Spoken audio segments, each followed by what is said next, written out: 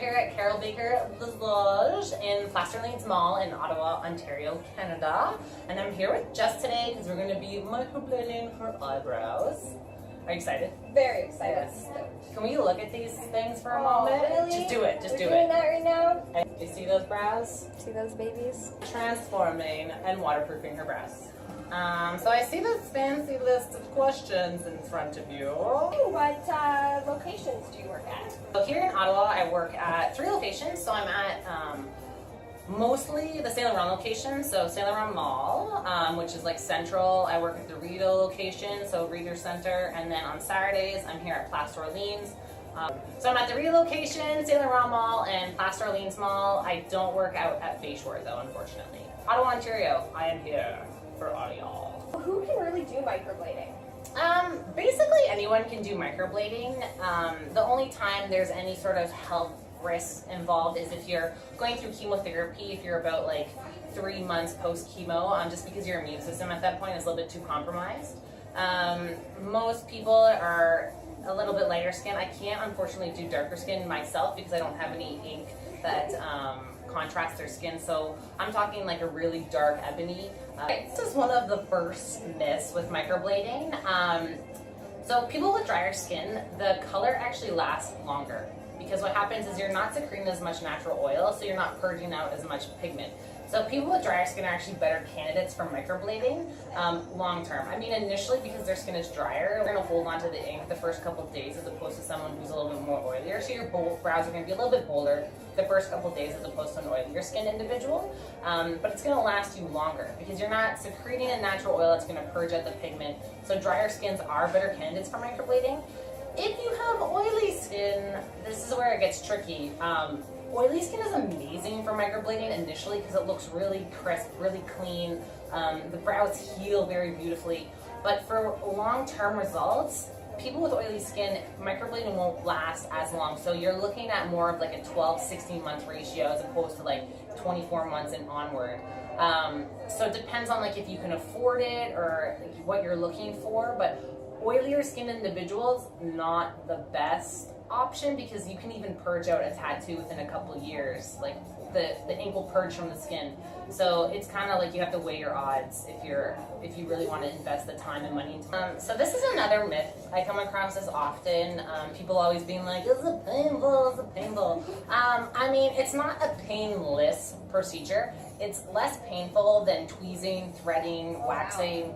I mean, you will feel a little bit of a sensation, but nothing that is overwhelming. We do use different, 2 different types of numbing solution. So we use like one that works externally for numbing and one that works internal to basically stop pain receptors. But in order to numb the brows, we do have to scratch the brows prior to. So the scratching of the brows is comparable to that like of an allergy test. It's not crazy painful, but it is on a sensitive part around your eye. It's a little bit weird, but it's way less painful than tweezing. So if you can tweeze your eyebrows, you can painlessly do microblading. I've had clients fall asleep while they're doing microblading. For the color, what is the retention like? Okay. So with the color, there's a couple things that you have to consider. So the underlying hue to the person's skin. So when you're determining the color to implement into the skin, you have to figure out like if they have like a warm or cold like underlying hue, not the tone to your skin that you would choose foundation. But anyways, that's something that I figure out.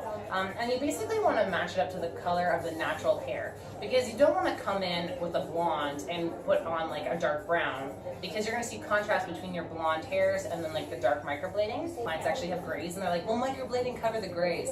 Microblading won't cover the grays. You will have to either tweeze those out or tint them afterwards. But we can do microblading on clients who have gray hairs. The only thing, this is another myth that happens, is once the pigment is in the skin, there's no guarantee. So oftentimes you hear the word ashing out because you'll go in with like a rich brown, and through time as the microblading heals, it'll actually turn gray, almost like a bluey gray. You see that oftentimes with tattoos. So it doesn't happen all the time, but it depends on the client's skin type and how long the microblading lasts in their skin. It can ash out. So it does start off as like a beautiful rich brown, but over a series of months it can actually ash out. So that's something that people aren't told about, but it can happen. There's no guarantees. Like there's things that we can do to try to avoid it as a specialist, but it can happen. So retention, like with the color, it depends. Like it can either keep that rich, beautiful color or it can ash out. Depends. No guarantees, but it is a thing. Okay, so aftercare, what really can I expect? Aftercare is honestly super easy. Like you have tattoos, so tattoos are 10 times more time consuming in terms of taking care of. Basically, you're just going to put an aftercare balm, which we supply you for 7 to 10 days after your microblading. You're going to apply it morning, 2 times during the day, and 1 before bed. A lot of times you hear like you can't swim or you can't wash your face. Okay. You can swim and you can wash your face, but you want to wait at least 4 to 5 days because essentially you have an open wound, you have a scratch on your face, and your goal is to avoid infection for the first couple of days. You know, a wound, depending on immunity, is going to take anywhere from like 24 to 72 hours to heal. So swimming and showering of the face, like excessive exposure to water, you want to wait that amount of time. Otherwise, like at like day 5, 6, 7, you can frolic about majestically and do whatever you normally do. You just want to make sure to have a thicker layer of the balm on your eyebrows. So you're going to use that for 7 to 10 days, the aftercare balm, and then you're just going to moisturize your brows regularly for 3 weeks afterwards. So it's pretty easy. You're basically just balming up your eyebrows for about 4 weeks. First week aftercare balm, 3 weeks moisturizer. I like one with SPF because you need to be applying SPF on your eyebrows anyways, so moisturizer with SPF. One of the things that happens through the healing process, especially for blondes, what happens is basically between weeks 2 and weeks 4, the brows are going to lighten up a lot because there's going to be a layer of superficial skin on top of the brows because the brows are actually healing underneath the skin. So between weeks 2, weeks 5, Jess's eyebrows, her microbladed brows, are actually going to be light to the point where she's probably going to still put powder in them. The true color isn't going to show up till about week 5, week 6, and that's when we're going to get her to come in for her touch-up around week 6, week 8. Alrighty, so we've gone and mapped on Jess's eyebrows. Obviously when we microblade them, they're not going to be this bold, but we needed to design her eyebrows so that it contrasted her skin so you can actually see the shape. With Jess, we decided to go in with like a little bit of a closer bulb for her. We went with like what I call like the Instagram brow, where her brow is going to be peaked at the top and then rounded at the bottom.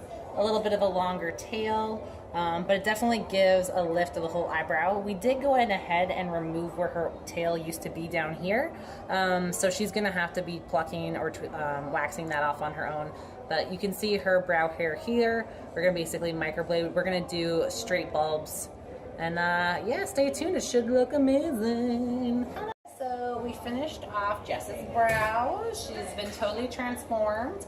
Her brows are a little bit tender right now just from like constantly wiping, a little bit red from the blood that mixes in with the dye. And thanks for joining. Again, if you have any questions, comment below and I'll answer them as they come in.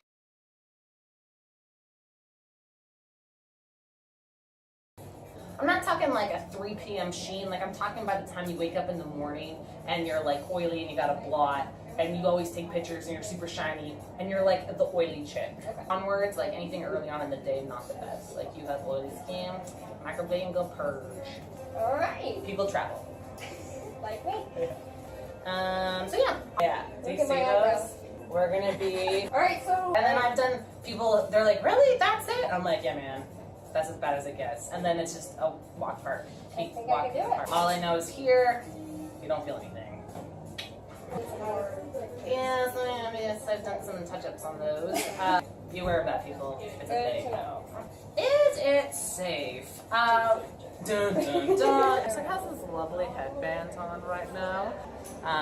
So I was just telling her, be like, listen, dude, don't throw out your pencils just yet. What's that? What did I say about the safe thing?